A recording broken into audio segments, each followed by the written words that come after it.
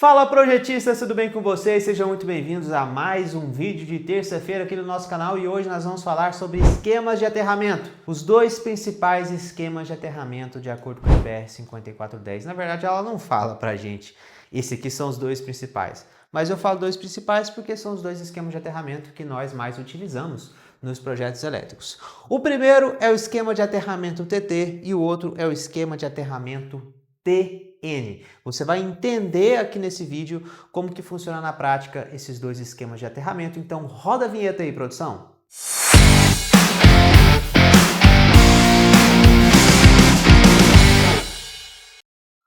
Bom, então primeiro vamos entender o esquema de aterramento TT.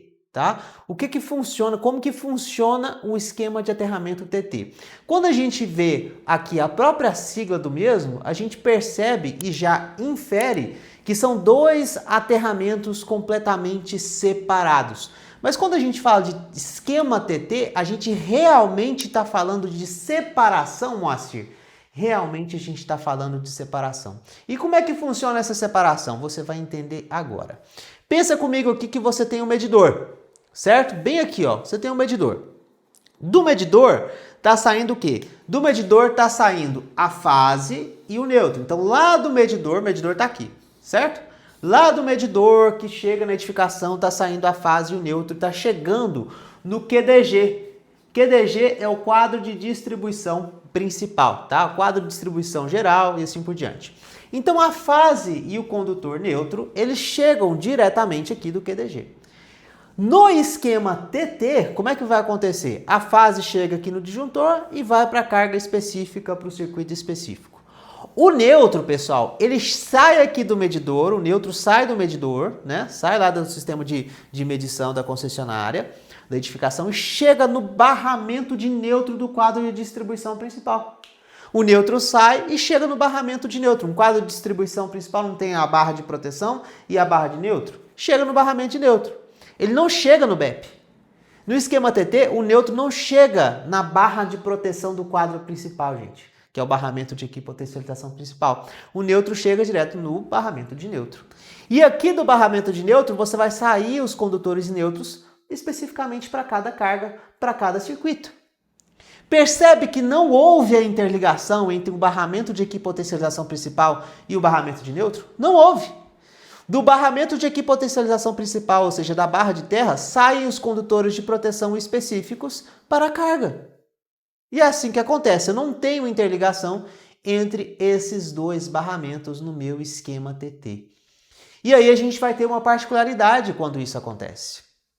Em caso de falta fase-massa, essa é a proteção que a gente pensa quando a gente tem um aterramento. Ocorre uma falta fase-massa, ou seja, a fase encosta na carcaça aqui deste equipamento. Quando ela encosta na carcaça deste equipamento, essa fuga vai para onde? Vai pelo condutor de proteção. Indo pelo condutor de proteção, ela vai encontrar quem? Ela vai encontrar o BEP e vai encontrar a terra. Vai direto para o aterramento. O aterramento ele vai ter uma resistência em ohms. Essa resistência em ohms vai fazer com que a minha corrente de fuga em ampere seja uma corrente baixa. Se a minha corrente de fuga em ampere é uma corrente baixa, o disjuntor não vai enxergar isso como curto-circuito. Se ele não vai enxergar como curto-circuito, quem que vai enxergar isso aqui como fuga? O DR. Por isso que no esquema TT eu tenho que ter DR de 30 mA em todos os circuitos. Não só de 30 mA, mas você pode ter DR de sensibilidade menor. Mas o que mais são usados é o DR de 30 mA. Porque ele vai justamente enxergar essa fuga de corrente, mas você pode ter DR de sensibilidade maior, não tem problema. Mas a ideia é que no esquema TT você precisa ter DR em todos os circuitos. Porque essa corrente de falta aqui, que eu vou chamar de IF, ela é muito baixa porque ela encontra uma resistência alta, que é a resistência de aterramento. Ah, Moacir, mas mesmo que eu tenha uma resistência de 10 ohms, vamos supor que você tem uma resistência aqui de 10 ohms, ainda assim é em ohms, ainda assim você vai ter uma corrente em amperes e não quiloamperes. Logo, você vai ter uma corrente de falta baixa e essa corrente aqui ela vai estar circulando, essa corrente de falta vai estar circulando pela Terra e vai estar gastando energia. Sua conta está vindo alta, você nem está sabendo. Se você tiver só disjuntor, não acontece nada, o disjuntor não vai ler. Ele não vai achar que isso é um curto-circuito. Então, somente pelo fato desses dois barramentos aqui não estarem interligados, você tem uma configuração completamente diferente por causa da corrente de falta. Então, no esquema TT, é totalmente separado o aterramento daqui com o aterramento funcional do neutro do padrão de entrada. Portanto, eu tenho que ter DR em todos os circuitos. Esse esquema de aterramento aqui, ele não é muito utilizado. Ele é mais utilizado para longas distâncias entre cargas, que aí você tem que fazer aterramentos separados. Que aí não importa essa questão aqui, você vai trabalhar com um DR específico para essa carga, pronto e acabou. Agora, no esquema TN, ele é mais comum. No esquema TN, a fase também sai do medidor, né? Fase aqui, ó, fase e neutro saem do medidor. Só que a hora que ele chega no quadro de distribuição principal, as fases vão para os disjuntores da carga e o neutro vai para onde? Para o BEP. Coloca bem na tela, produção, a diferença entre o esquema de aterramento TT e o esquema de aterramento TN é que o neutro é aterrado no BEP no esquema TN. E no esquema TT, o neutro não é aterrado no BEP, ou seja, o neutro não é aterrado no barramento principal de proteção da edificação. No esquema TT. Mas no esquema TN, olha só, o neutro chegou no BEP. Neutro chegou no BEP, interliga através de um cabo aqui, ó, o neutro e o BEP. Como os dois aqui estão interligados, sai condutor de proteção aqui, sai condutor de neutro aqui. Mas, quando acontece uma falta fase-massa, cabo encostou na carcaça da carga, ocorreu qualquer outro problema, você vai ter uma corrente de fuga aqui que vai para a terra. Só que ela vai diretamente para a terra? Não vai. Ela vai achar o quê? A resistência mais baixa.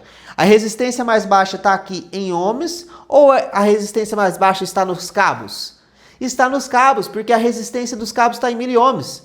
O que vai acontecer com essa corrente de falta? Essa corrente de falta, ela vai simplesmente circular entre os cabos. Ela vai fazer isso aqui, ela vai vir para cá, ela vai subir, ela vai lá na medição e ela vai voltar. Ela vai ficar fazendo isso aqui, ó. Ela vai ficar circulando. Circulando. Porque a resistência desses condutores é em miliohms. Em ohms ela não vai querer ir para a Terra. Ela vai querer ficar circulando nos cabos. Ela vai fazer essa volta aqui, ó. Quem é o cara que vai ler essa volta? Porque se é em miliohms, se eu tenho uma resistência em miliohms, significa que a minha corrente vai ser em kA. Olha só. Você vê a corrente em kA, ela vai ser como se fosse um curto-circuito, não é verdade? Curto-circuito quem vai ler? É o disjuntor. Então, nesse caso aqui, no esquema TT, você vai ter o quê? Uma corrente de falta que vai circular pelos cabos e, consequentemente, essa corrente de falta vai ser alta, vai ser em kA. Ou se não for em kA, Moacir, por causa da distância aqui, se não for em kA, se for em ampere. Tá, da mesma forma, se for em ampere, a gente vai estar falando de ordens aí de 300, 400 ampere, que também vão ser enxergados pelo disjuntor como um curto-circuito, normalmente. Então, nesse caso, como vai estar dando a volta aqui e os cabos são em miliohms, a corrente vai procurar a resistência menor, porque nesse caso aqui não tinha como ela vir pelos cabos. Ela vai por aqui e vai para a terra, não tem outro caminho para ela. Aqui ela tem dois caminhos. Ela tem tanto o caminho de cá quanto o caminho dos cabos. Só que ela vai no caminho dos cabos, porque a resistência é menor. Logo, a corrente de falta vai ser alta. Se vai ser alta, quem vai atuar é o disjuntor. Então, DR, no esquema TT, desculpa, eu não preciso colocar DR em todos os circuitos. Eu tenho que fazer uma verificação relacionada à minha corrente e à minha impedância dos cabos. Eu fazendo essa verificação e essa verificação ela é atendida, se essa verificação for atendida, aí basicamente eu não preciso colocar nenhum dispositivo de proteção adicional. Basicamente é o meu disjuntor que vai fazer a atuação. Só no esquema TT eu tenho que utilizar DR em todos os circuitos, não tem choro nem vela, porque essa corrente de falta ela vai ser baixa. Aqui ela vai ser alta, o disjuntor pode enxergar, eu tenho que fazer a verificação do seccionamento automático da alimentação. Percebe? Que aí eu tenho que verificar a impedância desses cabos somada com a resistência de aterramento, multiplicada pela corrente de falta, isso tem que ser menor ou igual à tensão fase neutra. Percebe? Se isso aqui for menor ou igual, não preciso fazer mais nada, está verificado o seccionamento automático. Então, essa é a diferença entre o esquema TT e o esquema TN. Espero que você tenha entendido. Curte esse vídeo, compartilhe esse vídeo, comenta aqui embaixo. se inscreve no meu canal do Instagram, porque tem um monte de gente que não é inscrita aqui no meu canal aqui no meu canal do YouTube e nem no meu canal do Instagram. Se inscreve, me ajuda, porque senão um dia eu vou parar com esse conteúdo. Combinado? Então é isso, pessoal. Espero que você tenha entendido a grande diferença. Qual que é o esquema de aterramento que eu mais utilizo? O esquema TT, porque eu tenho uma coisa. A NBS 5410 fala que no esquema TT os dois aterramentos precisam ser eletricamente separados. O aterramento da medição com o aterramento do esquema TT. Só que para você ter um aterramento eletricamente separado, você tem que ter uma longa distância entre eles. Quem sabe eu faço um vídeo explicando como é que identifica se um aterramento é totalmente eletricamente separado. Você quer esse vídeo? Depois deixa aqui embaixo, quem sabe pode ser o próximo vídeo. Porque isso tem bem explicadinho lá no livro do professor Ademar Cotrim.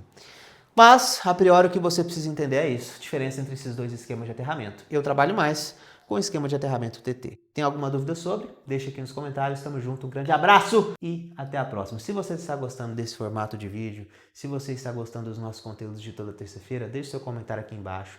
Me motiva a estar aqui, hein? Meu Deus do céu. Roda a vinheta aí, produção. Tchau!